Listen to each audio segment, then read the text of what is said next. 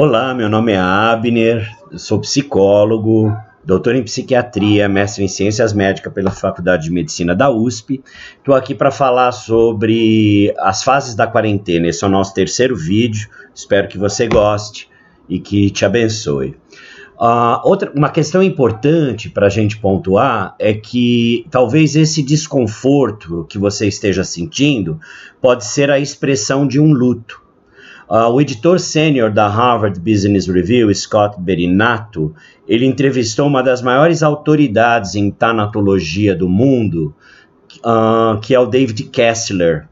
É o mesmo pesquisador, o mesmo psicólogo, que trabalhou as fases de luto com a Elizabeth Kübler-Ross, tão famosa por identificar as fases do luto. Né? E nessa entrevista é interessante, o Kessler ele afirma que se a gente puder nomear o que sentimos, talvez a gente possa lidar com isso de uma maneira menos traumática, o que é extremamente real, né? Ele afirma também que estamos sentindo diferentes tipos de luto hoje no mundo todo. Sabemos que é temporário, mas o sentimento não é esse. E sabemos que as coisas, elas vão ser diferentes. Né? Da mesma forma que ir hoje ao aeroporto mudou drasticamente depois do 11 de setembro, com a queda das Torres Gêmeas, isso também acontecerá após essa pandemia. Nós jamais seremos os mesmos, a gente vai sair muito diferente dessa experiência. A perda da normalidade, o medo dos estragos econômicos, a perda de conexões, isso está nos acometendo e é por isso que estamos, de uma certa forma, vivendo um luto. Um luto a gente não vive somente quando perdemos um ente querido. Nós vivemos também quando temos perdas em gerais, né? E nós não estamos acostumados a viver esse tipo de luto coletivo que paira em volta de nós. Parece que muitos de nós estamos sentindo um tipo de luto antecipado. O luto antecipado é esse sentimento que temos sobre de um futuro incerto, né? Normalmente esse sentimento se centra na morte. Sentimos isso quando alguém tem um diagnóstico extremo, ou quando temos pensamentos normais sobre a perda de algum familiar próximo, querido, por exemplo. Né? O luto antecipado também é vivenciado mais amplamente em relação ao futuro e aos futuros imaginados. Né? Por exemplo, se tem uma tempestade vindo, se tem algo ruim acontecendo lá fora, nós somos então acometidos por essa antecipação. Com relação ao vírus, do tipo que enfrentamos, esse tipo de luto ele pode nos sobrevir e de uma maneira muito confusa, né? Porque a ameaça está presente, mas nós não podemos ver essa ameaça, né? Por se tratar de um vírus. A nossa mente primitiva computa, a gente sabe que a nossa volta há um perigo, mas a gente não consegue ver esse perigo. Né? Por isso, rompe o nosso senso de segurança. Estamos sentindo o medo da perda da segurança. Talvez no mundo nunca antes tenhamos perdido coletivamente o nosso senso geral de segurança, como nesse caso. Geralmente essa perda ela se dá individualmente ou em pequenos grupos, mas não de forma tão global como vivemos hoje, né? Estamos em um luto em um nível micro e macro, devido à globalização e ao grande acesso de informações. Para lidar com esse fenômeno que nos acomete, é importante que a gente entenda os estágios do luto, né? Para começar.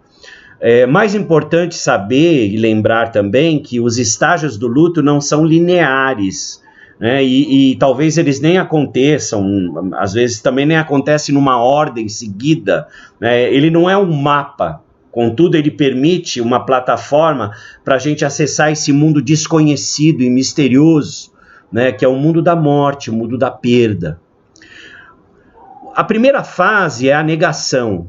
dizemos que é um estágio inicial, acontece bem no início, né? E a fala pode ser mais ou menos assim: esse vírus não vai nos afetar, eu estou imune a isso, coisas ruins não pegam em mim.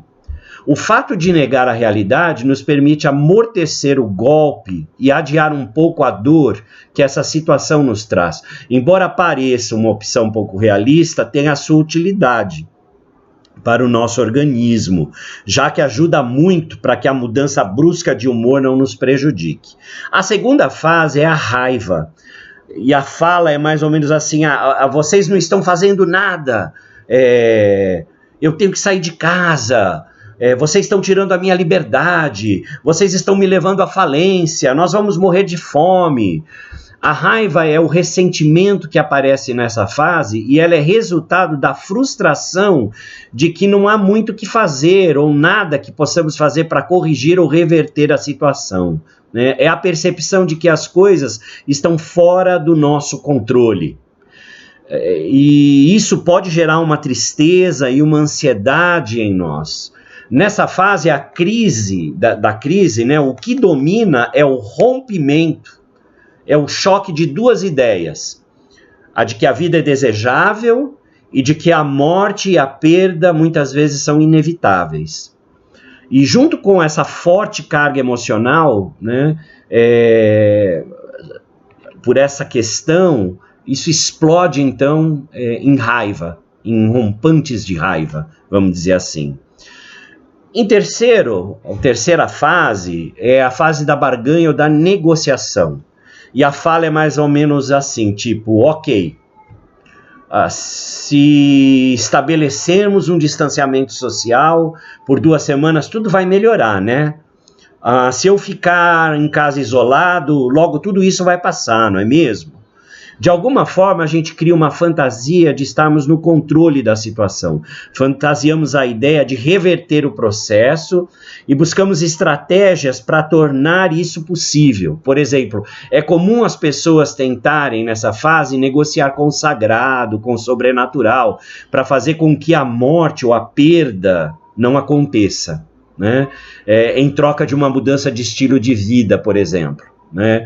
Se isso acontecer, eu paro de fazer isso, eu paro de fazer aquilo, eu vou começar a fazer aquilo outro, enfim, né? É uma barganha aí com o sagrado, numa tentativa de mudar as coisas. A quarta fase é a tristeza ou a depressão. E a fala é mais ou menos assim: eu não sei quando isso vai terminar. Parece uma eternidade, estou totalmente confinado, sem nada que me desperte interesse, eu estou cercado pela tristeza, pela morte, pela angústia, o sentimento de angústia que acomete a pessoa.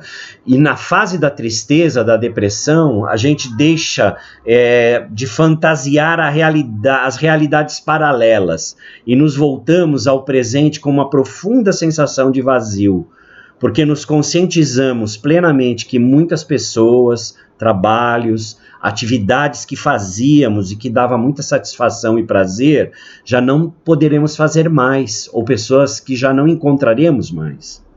Aparece também uma forte tristeza que não pode ser aliviada nem mitigada mediante desculpas, nem medidas mediante a nossa imaginação, por exemplo, que nos leva a entrar numa crise existencial ao considerarmos a irreversibilidade da morte e das perdas, vividas durante uma quarentena ou um isolamento. Nessa fase é normal nos sentirmos mais cansados, incapazes de conseguir pensar em saídas, de termos ideias que nos tirem desse lugar, né, de tristeza. É uma melancolia que nos acomete. Se você não assistiu o segundo vídeo, assista, que a gente fala sobre depressão no segundo vídeo. Em quinto, nós temos a aceitação ou a resolução. E a fala é mais ou menos assim: isso está acontecendo, tá? E eu descobri como lidar com isso. De fato é uma realidade e eu vou fazer a minha parte para tornar isso menos pior. Ou eu vou vivenciar isso e vou tentar tirar o melhor dessa situação. Eu não mudo essa situação, mas eu consigo mudar a minha atitude diante da situação. Viktor Frankl, um psiquiatra vienense, ele fala de uma logo-atitude. Você tem uma atitude diante de situações que você não consegue alterar. Você não altera a situação, mas você altera a sua atitude diante dessa situação.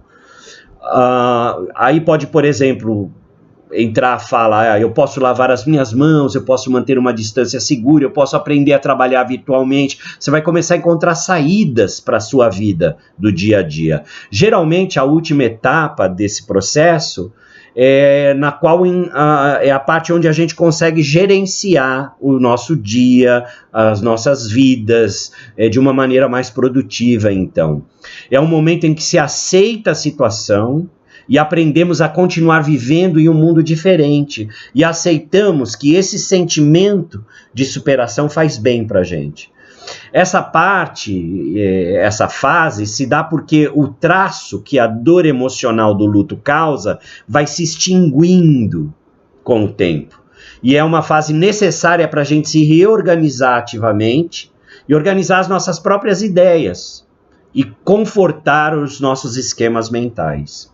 Muitas vezes, quando estamos sentindo o luto, né, existe uma dor física e mesmo a mente ela acelera também. É definitivamente um quadro de ansiedade. Também você pode dar uma ouvida lá no segundo vídeo, onde eu falo sobre critérios de ansiedade. Nossa mente começa a nos mostrar imagens.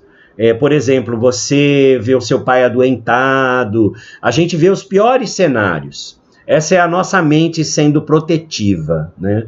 O nosso objetivo aí não seria ignorar essas imagens ou tentar fazê-las ir embora. Sua mente não vai deixar, né, você fazer isso. E pode ser doloroso forçar isso. O seu objetivo tem que ser encontrar o equilíbrio nas coisas que você está pensando. Se você sente que a pior imagem está tomando forma, faça com que a sua mente pense numa melhor imagem. Todos nós ficamos doentes, né, e o mundo continua. Nem todo mundo que eu amo morre. Talvez ninguém morra, porque estamos todos tomando os passos certos. Nenhum cenário deve ser ignorado, mas nenhum deve dominar você também. O luto antecipado é a mente indo para o futuro e imaginando o pior. Para se acalmar, você deve voltar para o presente, né? O nosso próximo vídeo, a gente vai falar um pouco de algumas estratégias para a gente voltar para o aqui e agora e viver o aqui e agora. As precauções que estamos tomando, isso é importante falar, são certas. A história nos comprova isso.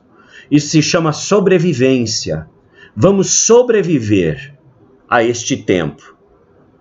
E é importante que neste tempo a gente se superproteja, mas a gente não superreaja às situações que nos acometem.